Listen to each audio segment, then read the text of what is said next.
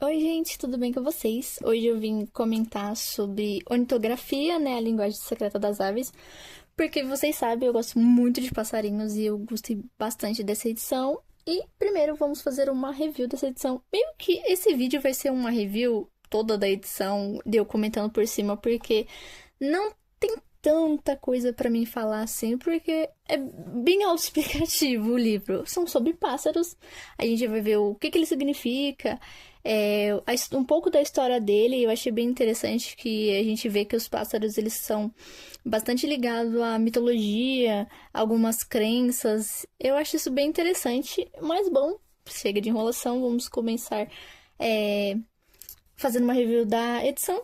Que na capa a gente tem vários tipos de aves, a gente tem coruja, corvo, pardal, falcão, vários elementos, eu achei muito bonitinho. É escrito pela Jessica Rose. Rose. Eu acho que se fala desse jeito. Eu acho que fala.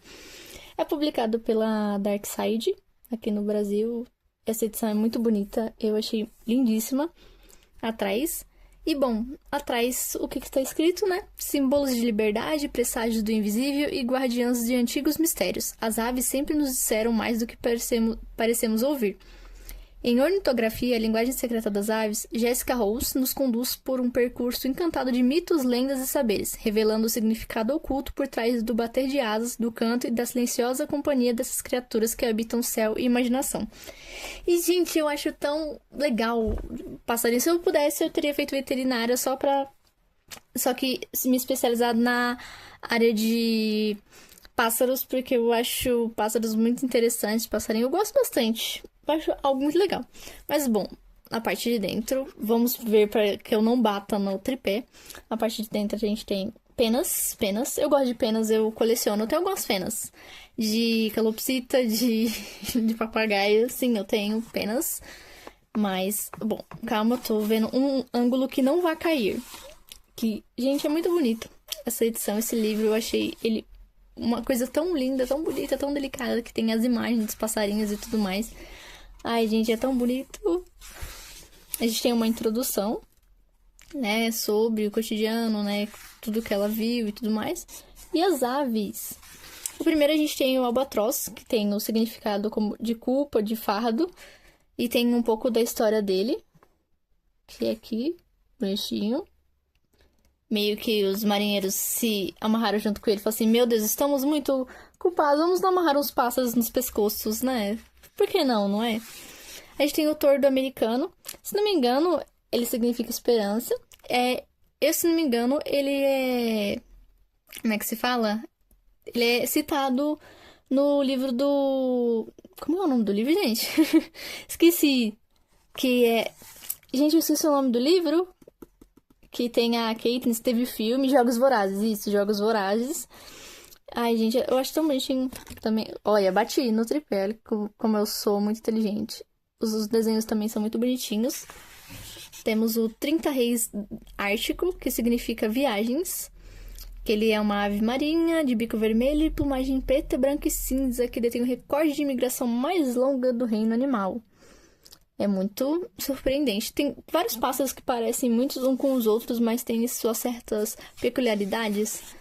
Temos o socó, que significa medo do desconhecido, difícil de ser avistado graças às suas penas listradas e camufladas. O socó é conhecido por seu canto muito sonoro. E a gente tem vários pássaros que são ligados a mitos e tudo mais.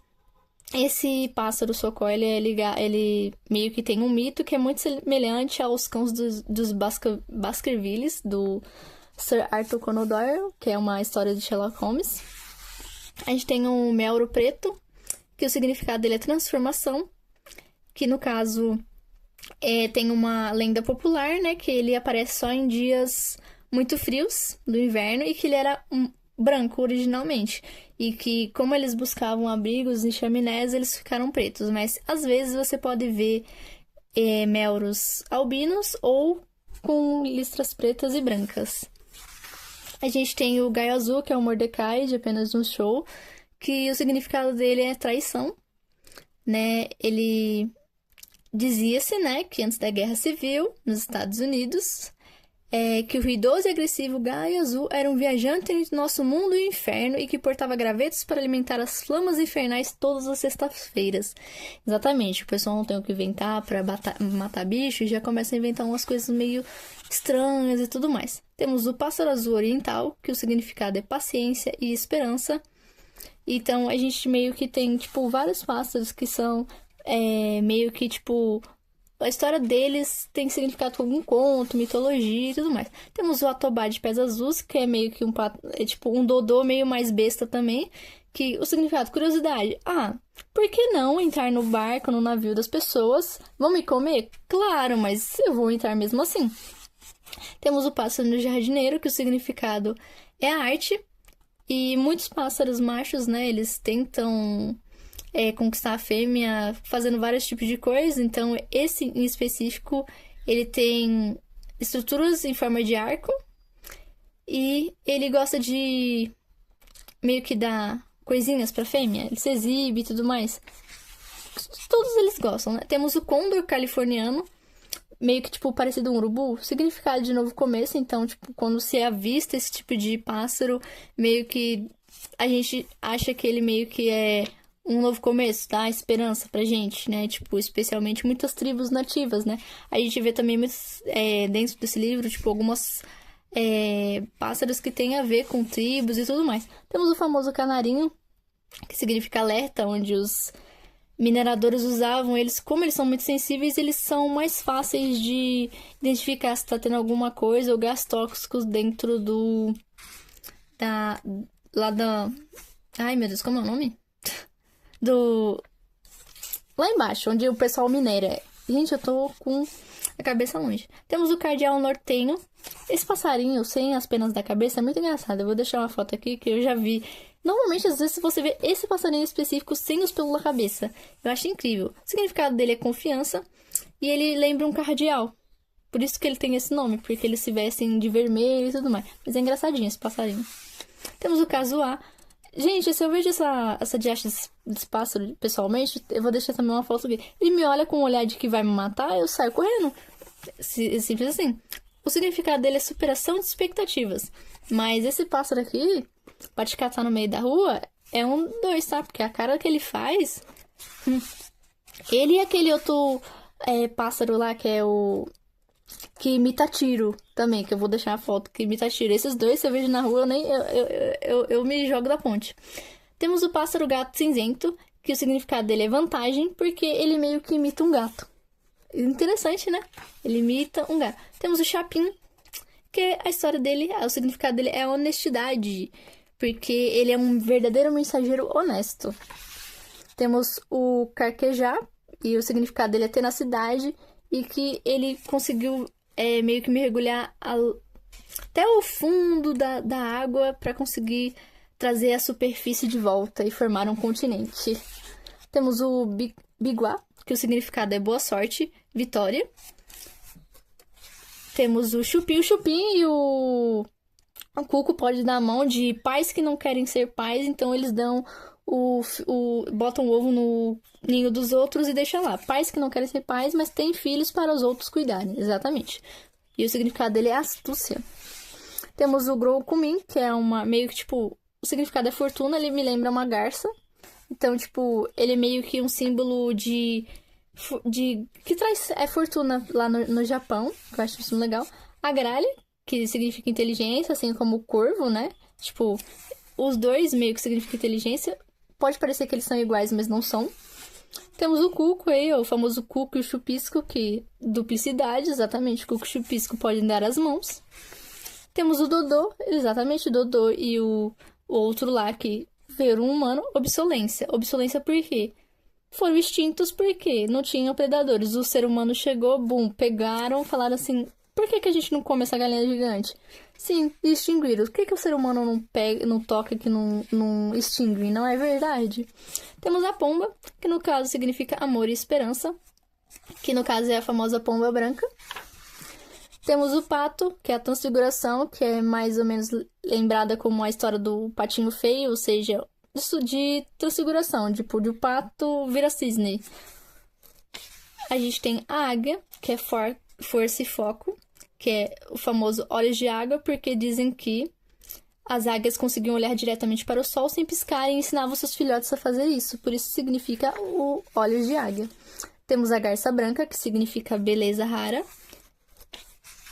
Temos o emu, que é a orientação celestial. Temos o pisco de peito ruivo, que significa compaixão. Temos o tentilhão, que significa domesticidade. Temos o flamingo, que é a sobrevivência, e flamingos são muito sensíveis, então se você fizer um barulho muito alto, assim, assustar eles, podem morrer. Sim, flamingos nascem cinza. É engraçado, eles não nascem rosa. Temos o atobá do cabo, que é a dádiva. Temos o ganso dos ovos de ouro, que mostra, né, a história, fala um pouco daquele... Matar a galinha dos ovos de ouro tornou-se uma metáfora para a destruição precipitada de uma fonte de riqueza ou prosperidade. Que no caso é da fábula lá que a galinha botava ouros, aí o casal falou assim, vamos matar porque ela deve ser feita de ouro. Ela não era, então eles ficaram sem os ovos de ouro e sem o ganso. Temos o Irauná mexicana, que é a intrusão, que ele era meio considerado uma praga, mas levaram ele para o Vale do México, então eles meio que significavam como uma fortuna divina. Temos a gaivota, que significa dualidade, a gaivota, a famosa gaivota que não pode ver nada, você comendo nada, que ela cata da sua mão. Temos a arpia, que significa crueldade, mas a gente sabe que elas são caçadas por sua carne ou capturadas para o comércio ilegal. Hoje tem esforço de conservação, buscam evitar que a espécie seja extinta. A arpinha te olhando dá um medo também, assim como o casuá, tá? E eu acho que é bico de sapato, o pássaro bico de sapato, lembrei o nome. Mas eles dão medo. Temos a garça, que é a mensagem positiva, que pelo que eu não vi o filme do Menino e a Garça do Estúdio Ghibli, mas eu acho que tem a ver alguma coisa com isso, já que a garça significa mensagem positiva. Talvez, não sei. Temos o calaú, que significa consolação. Temos o beija-flor, que significa poder. Brilhantes e velozes, os beija-flores são pequenos, mas poderosos e eram venerados pelos astecas. Temos o ibis, que significa conhecimento. A gente tem o jacanã, que significa milagre. Temos o junco, que significa inverno, que ele é um parente próximo do pardal, é uma pequena ave de um gênero muito restrito, conhecido como pássaro da neve. Temos o martim pescador, que significa devoção. Temos o milha-fri, que significa luto, que é uma ave de rapina. O kiwi, o famoso kiwi, que depois que bota um ovo, que o ovo é literalmente do tamanho dele, ele fica já meio que como se tivesse levado um chute, todo esbagaçado, tadinho. E o significado dele é sacrifício. Temos o akukaburra, que significa alegria. É um tipo de martim pescador, e a fitinha do livro é meio verde piscina. Temos o quero-quero, que significa engano. Temos a cotovia, que significa leveza. Temos o mocho galego, que significa sabedoria. Temos a monobelha, que significa ajuda. Temos a avelira, que significa mentoria. Temos o tordo imitador, que significa inocência. O nome científico do tordo imitador, que significa muitas línguas, se refere à sua habilidade de imitar sons, criando uma grande diversidade de cantos. Temos o roxinol, que é amor não correspondido, que é de um conto, tem uma tradição persa, que o roxinol e a rosa simbolizam perfeição e beleza. Temos o bacurau, que significa acusação falsa. Temos a trepadeira, que significa engenhosidade. Temos o corrupião, que significa musicalidade. Temos a águia pescadora, que significa ferocidade. Temos o avestruz. Vocês sabiam que avestruz chuta? Eu acho que o casuá também. Mas essas bombas, elas chutam, gente. E os ovos delas eram usados no Egito Antigo pra... tipo, como se fosse copos.